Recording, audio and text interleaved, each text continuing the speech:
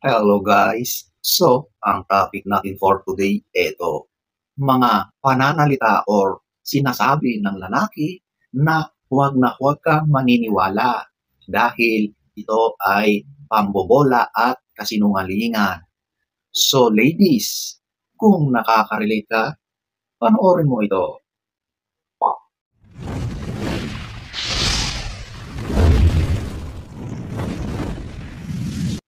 Whoops, disclaimer muna tayo. Itong mga babanggitin ko, hindi ko nilalahat ang mga lalaki dahil may mga lalaki na ganito ang mga pananalita pero totoo at wagas ang kanilang intensyon sa iyo. So, huwag na tayong magpaligoy-ligoy. Number 1, ito yung ikaw lang ang mahal ko at wala nang iba. Whoops. Yan ang isang linyahan na sinasabi palagi ng mga lalaki na merong ibang babae. At bakit pa niya kailangang sabihin yan, di ba? Kapag tunay ang kanyang hangarin, sasabihin lang niya, mahal kita. Hindi na niya kailangang dugtungan pa ng wala nang iba. Bakit? Bakit kailangang mag-explain, di ba? Kasi guilty sila. Meron silang ibang pakiramdam. Kaya para mas mapaniwala ka, ayan ang sasabihin nila. Pero beware, okay? Kasi madalas kapag ganyan ang bukang bibig ng lalaki, mahal kita, wala nang iba. Ibig sabihin lang nun, merong iba. Whoops, hindi ko nilalahat. Pero very high chances na ganun na nga. Number 1. Number 2, busy lang ako pero alam mo, mahal kita. Alam nyo, ang taong busy, kapag yan ay in love, gumagawa yan ng mga paraan para makasama niya ang kanyang minamahal. Ganyan ang lalaki. Kaya itong mga linyahan na ito, pambobola lang ito, okay? Nagdadahilan lang siya. Gumagawa na lang siya ng mga kwento, okay? Pero hindi ka talaga mahal niyan, okay? Kapag mahal ka ng isang lalaki, kailangan magkaroon siya ng oras para sa iyo. Yung mga dahilan na busy siya, na marami siyang ginagawa, huwag kang maniniwala. Kasi yung mga oras na siya ay busy, ibang babae naman ang kanyang inaatupag. Okay? Number 2. Number 3, hindi ko na siya mahal. Ikaw na ang mahal ko. Pwede nga. Alam nyo, ang mga ganitong lalaki, sa umpisa pa lang, nakikita mo na yung mga kasinungalingan nila, di ba? Ikaw yung kaharap niya ngayon. Kaya ka sinasabihan ng mga ganyan. Pero pagkatalikod sa iyo at nandoon na naman siya sa ibang babae, sigurado na ganyan din ang kanyang mga sinasabi doon. Para mapaniwala ka niya, yan ang kanyang mga sasabihin. So ito yung mga pananalita na halatang halata na puro na lang kasinungalingan. Huwag na huwag kang maniwala, okay? Kung talagang na-inlove ka, magiging matalino ka, mag-observe ka. Huwag na huwag kang basta padalos-dalos sa mga ganyang uri ng lalaki. Number 3. Number 4, hindi ko sinasadya ang mga actions natin. Ang mga actions niya, dapat maging accountable siya, maging responsible siya sa kanyang mga ginagawa. I'm sure, bago niya gawin ang mga bagay na yun, alam niya ang magiging consequences mo, di ba? Kaya ang mga tao, mga lalaki na nagsasabi na hindi nila sinasadya na masaktan ka o gumawa ng kalokohan sa relasyon, huwag na huwag kang magpapaniwala dyan, okay? Ginawa nila yon dahil gusto nila. Ginawa nila yon at very aware sila sa mga nangyayari. Alam na alam nila na maaring sila ay mahuli, di ba? Ngayon, sasabihin sa'yo, hindi niya sinasadya, huwag na huwag kayong maniniwala. Sinadya niya yan, okay? Kapag ganyan ang laging palusot ng iyong karelasyon, niloloko ka lang yan, okay? Number 4. Number 5, ito, yung hindi ko na uulitin. Lahat naman tayo ay dapat bigyan din ng chance na magbago. Pero kapag paulit-ulit na lang na ginagawa, may something na yan. May problema ang lalaki na yan, okay?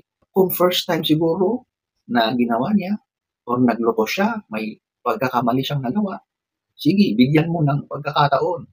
Pero kapag inulit na niya, stop na. Hanggang doon na lang, okay?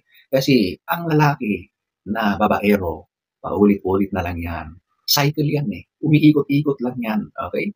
Gagawa siya ng kalokohan, hihingi ng patawad, maglalaylo, tapos gagawa ulit. So, umiikot-ikot lang yan. Paikot-ikot, paulit-ulit. So, ayan po, ang number 5. Number 6, handa akong magbago para sa iyo. Alam nyo, ang mga ganyang mga sinasabi, halatang pambobola lang. Kung gustong magbago ng isang tao, ng isang lalaki, hindi niya kailangang sabihin yan. Gawin niya. Ipakita niya na nagbago siya. Ganun lang yun. Hindi niya kailangang mag-explain. The more na salita ng salita ang isang lalaki, red flag yan. Pambobola at panloloko lang yan, okay? Kung magbabago siya, huwag na siyang magsalita. Gawin na lang niya, okay? Kaya kapag laging sinasabi ng isang lalaki na magbabago siya, hindi yan magbabago, okay? Number 6. Number 7, ikaw lang ang kinakausap ko. Kailangan bang sabihin? Patunayan mo, di ba? Ang mga ganyang mga sinasabi, ibig sabihin yan, meron silang kinakausap na iba. Meron silang ka-chat, ka-text na ibang babae, okay? Di ba? Isipin mo na lang, bakit kailangan niyang i-explain, di ba? Nagsasalita sila ng nagsasalita dahil guilty sila. Meron silang ginagawang kalokohan. Kaya kung ano-ano na lang ang mga pinapaliwanag nila. Ngayon, dahil sa mga ganyang pananalita, mas lalo ka nang nagkaroon ng pagdududa dahil sa mga ganyang pananalita niya. Hindi mo kailangang mag-explain kapag wala kang ginagawa. Okay? So, ayan po ang number 7. Number 8. Ayaw kong masaktan ka, kaya hindi ko na sinabi. Parang ito ay isang classic na linyahan, di ba? Ng mga taong gumagawa ng kalokohan sa isang relasyon. Hindi nila sinabi, ayaw nilang malaman mo dahil ayaw ka nilang masaktan. Nako, napakalaking kalokohan. In the first place, sinasaktan ka na nila, okay? Bakit sila gumagawa ng mga bagay na alam nila na masasaktan ka kapag nalaman mo? Tapos ngayon, sasabihin nila, ayaw ka nilang masaktan. Bakit pa sila gumawa ng kalokohan, di ba? At sasabihin, hindi nila sinasabi. Of course, hindi nila yan sasabihin dahil nga kalokohan yung ginagawa nila.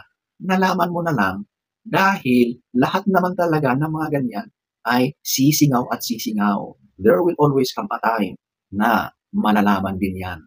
Huwag kang magpapaniwala dyan. Okay? Number 8. Number 9. Kung mahal mo ako, dapat patunayan mo.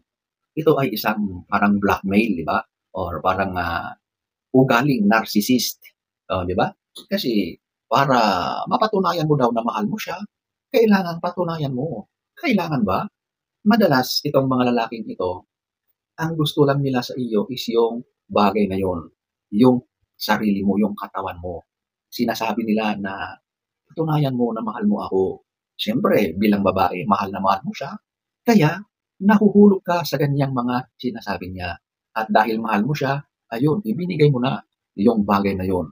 Na yan talaga ang gusto ng lalaki sa iyo. Kapag nakuha na nila ang bagay na yon, madalas yung mga ganyang uri ng lalaki, nagbabago na yan. Masakit pag bigla na silang umalis or naglaho na, di ba? Walang dapat ganyan na nangyayari, okay? Number 9. Number 10. Lasing ako, kaya wala na akong maalala. Bakit ka kasi naglasing? Ngot ka naman. Pero alam niyo, ang mga naglalasing na yan, yung mga nagdadahilan na lasing at gumawa ng kalokohan sa iyo, huwag kang maniwala dyan. Naglasing yan dahil meron siyang gustong mangyari. Nakipag-inuman yan, at the back of his mind, meron talaga yung binabalak. At kapag nalaman mo yung kalokohan niya, magdadahilan siya na nalasing lang siya, kaya hindi niya alam ang kanyang ginagawa. Wala na siyang maalala, huwag kang maniwala. Actually, ang mga gumagawa ng ganyan, binabalak na nila yan. Sa umpisa pa lang, alam na nila ang mangyayari. Huwag kang maniwala, okay? Number 10.